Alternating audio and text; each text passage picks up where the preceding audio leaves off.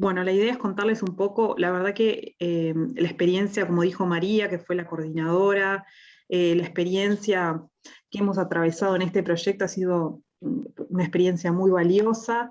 Hemos recopilado el sentir de las personas mayores. En el caso de Uruguay, es un trabajo que lo hicimos Mariana Paredes, Carolina Guidotti, Rafael Bonilla y yo, en el marco de la REDIP y en el marco del CIEN, que es el Centro Interdisciplinario de Envejecimiento de la Universidad de la República. Entonces, en ese sentido, un segundo. Perfecto. Les empiezo por contar un poco la caracterización y el tipo de análisis que vamos a estar mostrando en esta presentación. Uruguay tuvo una muestra de 1.298 casos de residentes en hogares particulares.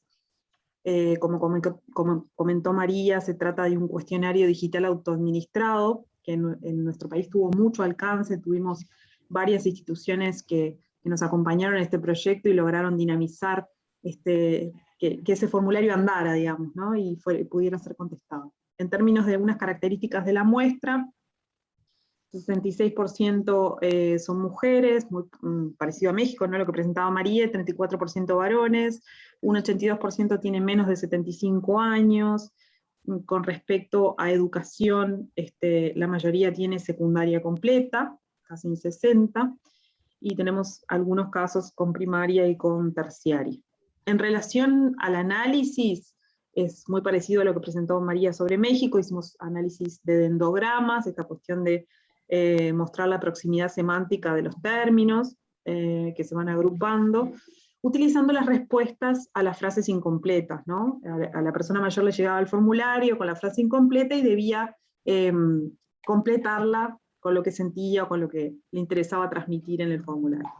Y a través de la nube de palabras, la frecuencia de las menciones, ¿tá? ¿Cuántas veces se mencionan las palabras? Eso es lo que vamos contando. Entonces, si empezamos por la primera frase, que fue lo que sentí al comienzo de esta cuarentena fue, lo que podemos ver en el dendograma, son distintos grupos de palabras definidos, uno que está vinculado a sentimientos, miedo, incertidumbre, preocupación, sorpresa, angustia, muy similar al caso de México.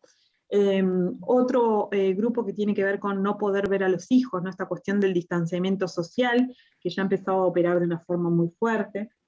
Otro agrupamiento que está relacionado a saber más con la pandemia, y otro vinculado al autocuidado. ¿Ah? Esos fueron como las distintas agrupaciones que se formaron de las respuestas. Si vamos a la nube de palabras, bueno, nuevamente el término miedo es el que aparece con mayor frecuencia y está asociado a miedo a contraer la enfermedad o que un familiar o un afecto cercano la contrae, ¿no? Después, la incertidumbre, es otra palabra que está bastante relacionada, que venía junto al desconocimiento de la duración y la preocupación por lo desconocido, a la ansiedad relacionada a qué repercusiones va a tener esta pandemia mundial, ¿no? Y ahí se fue construyendo ese discurso con respecto a lo que sentía al comienzo de esta cuarentena. Cuando preguntamos sobre lo que ha sido más difícil de afrontar en esta cuarentena, nos contestaron no poder ver a los seres queridos, ¿no? Es como un gran grupo de respuestas, nuevamente esta cuestión del distanciamiento social, no poder hacer actividades habituales, ¿no? El extrañar esas actividades habituales como salir, ver a los niños, la familia, hacer actividad social, física, y algunas otras actividades restringidas vinculadas a las personas mayores, ¿no? Específicamente de las personas mayores.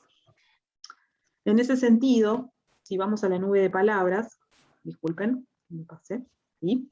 Lo que ha sido más difícil de afrontar en esta cuarentena ha sido justamente el no poder, ¿no? Esa sensación de no poder ver a la familia, no poder salir, no poder ver a los nietos, no poder hacer la vida habitual, ¿no? Y bueno, el distanciamiento social es señalado como lo más difícil que tuvieron que vivir. Si vamos a la siguiente frase, que es, ahora que ha pasado más de un mes, recuerda lo que decía María, ¿no? Las frases están como pensadas cronológicamente, también van atravesando el momento de la pandemia. La agrupación nos arroja resultados como un grupo de más tranquilidad, mejor acostumbrado, ¿no? Pero esos sentimientos de más tranquilidad también se mezclan con sentimientos de miedo y angustia, ¿no? Como que convive esas dos caras de la moneda. En ese sentido, en la nube de palabras podemos ver las palabras más tranquila, mejor, igual, aburrido, preocupado, acostumbrado, ¿no? Hay como una secuencia de palabras que se van concatenando en esa nube de palabras. Cuando vamos a la mayor lección que ha recibido en esta cuarentena es, ¿no? Bueno, ¿qué es lo que se ha valorado, ¿no? ¿Qué es lo que han valorado las personas mayores, en este caso uruguayas? Y ahí los grupos se van confeccionando a través de la valoración de la familia, la importancia de la vida, la importancia de la salud, de la solidaridad, el cuidado, el respeto. Otro grupo que habla sobre tener paciencia y la importancia de tener cuidado. Y otro grupo sobre la importancia del ser humano y la necesidad de disfrutar el momento.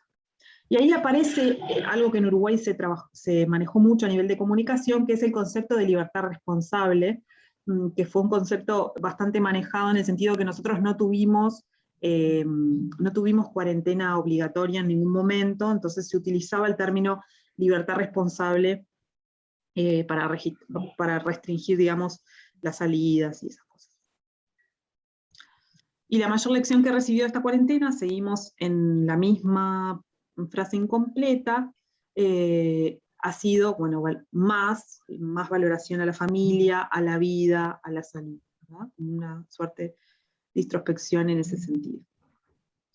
¿Qué es lo primero que voy a hacer cuando salga de la cuarentena, ¿no? Esa es como otra de las preguntas importantes, y ahí los grupos se confeccionan en actividades relacionadas a la mitigación del distanciamiento social, es besar a los seres queridos, visitar amigos, abrazar a los nietos, ¿no?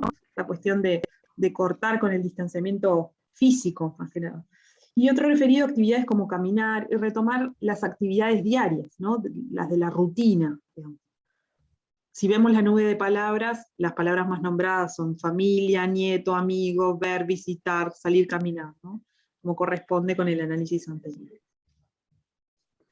Ahora, ¿qué es lo que más me ha ayudado a sobrellevar la cuarentena, ¿no? ¿Cuáles han sido esas estrategias de afrontamiento? Un poco María hablaba para México.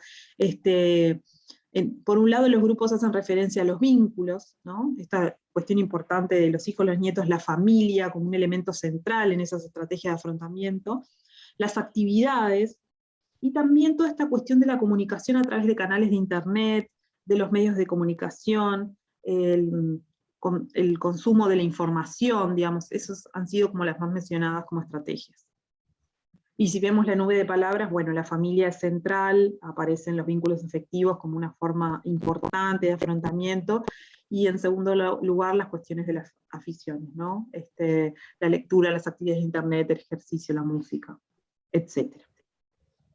Cuando pienso en lo que queda para que termine la cuarentena, siento, ¿no? Esa era otra de las frases claves que queríamos que completaran, y ahí se formaron distintos grupos que uno evoca la paciencia, la ansiedad, angustia, miedo, así como incertidumbre, y todo esto viene mezclado también con sentimientos de esperanza y tranquilidad, ¿no? Entonces, realmente los sentimientos antagónicos parecen coexistir en estas respuestas, ¿no? Cuando vamos a la nube de palabras, aparece la palabra ansiedad en torno a esta pregunta, para el caso de las personas mayores uruguayas que contestaron nuestra encuesta. Durante esta cuarentena he podido reflexionar sobre qué se ha podido reflexionar, sobre el ser humano, la importancia de la salud, la familia, la vida, sobre la libertad, las preocupaciones sobre el trabajo, la soledad, y otra serie de cuestiones vinculadas a la pandemia.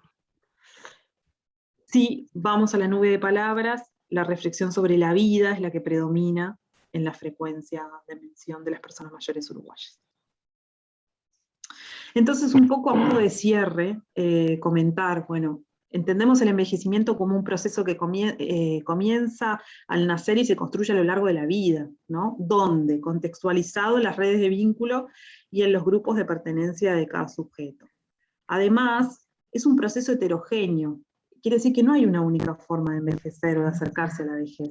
Depende del curso de vida de cada persona, del contexto sociocultural, del momento histórico. Hay tantas vejeces como personas mayores, no puede haber tantas vejeces como personas mayores.